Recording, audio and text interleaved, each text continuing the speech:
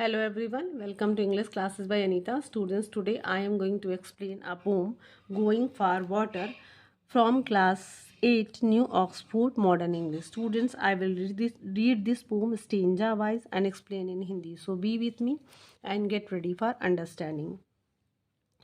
Going for Water. This poem is composed by Robert Frost, and in this poem he wants to tell about the happiness of childhood, यानी कि बचपन में हम कैसी छोटी छोटी चीज़ों को लेकर खुश होते हैं। इस चीज़ को बड़े खूबसूरती से उन्होंने इस पोम में बताया है। तो चलिए स्टार्ट करते हैं। Going for water. The well was dry beside the door, and so we went with pail and can across the field behind the house to seek the brook if still it ran. The well was dry beside the door, यानी कि हमारे दरवाजे के जो बगल में कुआं था वो सूखा था और इसलिए हम पेल और कैन लेकर पानी लेने के लिए गए।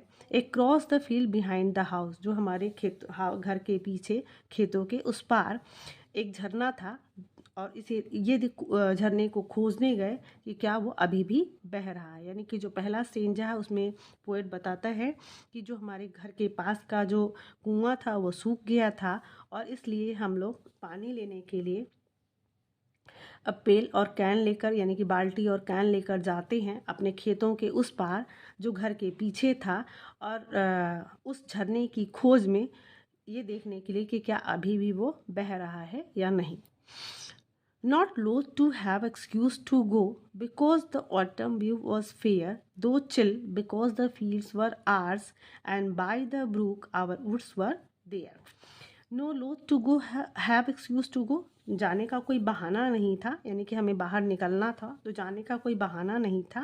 बिकॉज द ऑटम इव वॉज फेयर, क्योंकि जो ऑटम यानी कि जो पतझड़ का शाम था वो बहुत ही अच्छा था, बहुत ही सुंदर था, प्लीजेंट था। दो चिल, यद्यपि कि ठंडा था। Because the fields were ours, क्योंकि हमारे जो खेत थे वो, क्योंकि जो खेत थे वहाँ पे वो हमारे थे। And by the brook our woods were there, और उस झरने के बगल में, उस नाले के बगल में हमारे जंगल भी थे। यानी कि हम अपने खेतों में ही गए तो वहाँ जाने का कोई बहाना हमें नहीं ढूंढना पड़ा। और जो ऑटम का मौसम था, जो ऑटम का शाम था, बहुत ही प्लीजेंट था और यद्यपि कि ठंडा था, मौसम ठंडा था। और जो because the fields were ours, क्योंकि वो सारे जो खेत थे वो हमारे थे और उस झरने के बगल में जो जंगल था वो भी हमारा था। We ran as if to meet the moon that slowly dawned behind the trees, the barren boughs without the leaves, without the birds, without the breeze. We ran as, मतलब कि हम ऐसे दौड़े जैसे कि हमें चाँद से मिलने जाना हो।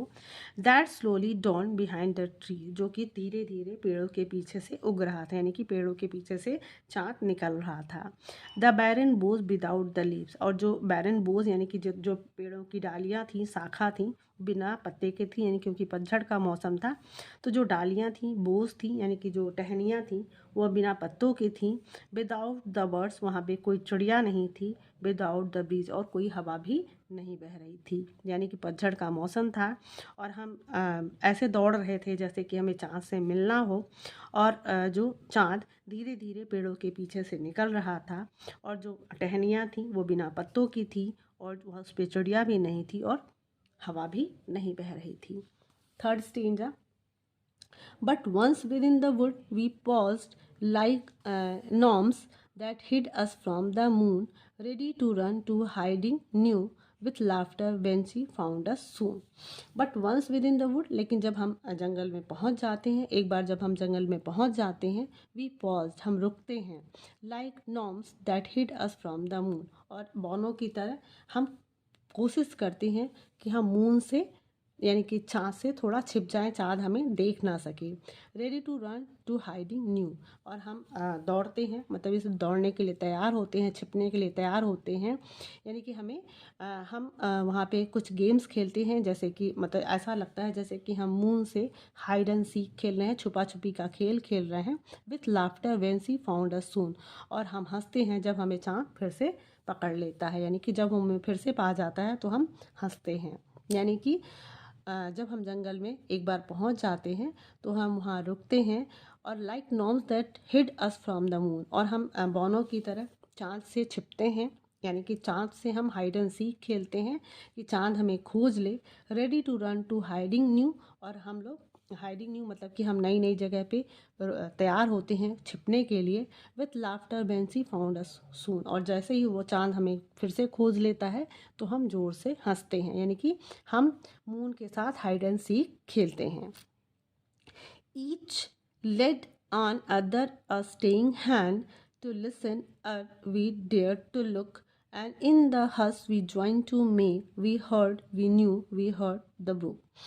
Each led on other a staying hand, और हम एक दूसरे को आगे पीछे चलते हुए a staying hand मतलब एक दूसरे के ऊपर हाथ रखते हैं।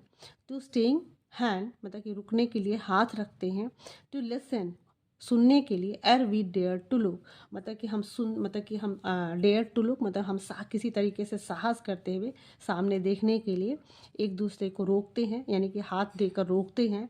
And in the hush we join to make, और हम लोग हंस का साउंड निकालते हुए एक दूसरे के साथ ज्वाइन टू मेक मतलब कि हम एक दूसरे के साथ रुक कर शांत होकर और एक चुप्पी साध कर सुनते हैं। वी हर्ड, और हमने सुना। We knew, we heard the brook, और हमने सुना, हम जानते हैं, हमने सुना झरने की आवाज़। यानी कि जब हम जंगल से आगे बढ़ते हैं तो एक दूसरे को हाथ रख कर रोकते हैं। टू लिसन ताकि हम सुन सकें, और हम ये सामने साहस करते हुए देखते हैं। And in the hush we join to make, और हम एक दूसरे के साथ हस साउंड से एक दूसरे को चुप्पी में यानी कि साइलेंट होके एक दूसरे मतलब चुप्पी करने के लिए एक दूसरे का साथ कर लेते हैं, ज्वाइन कर लेते हैं, यानी कि हम एक साथ सब चुप हो जाते हैं। और वी हर्ड हमने सुना। वी न्यू हमने जाना। वी हर्ड द ब्रूक मतलब कि हम ये समझ गए कि हमने झरने को सुना है।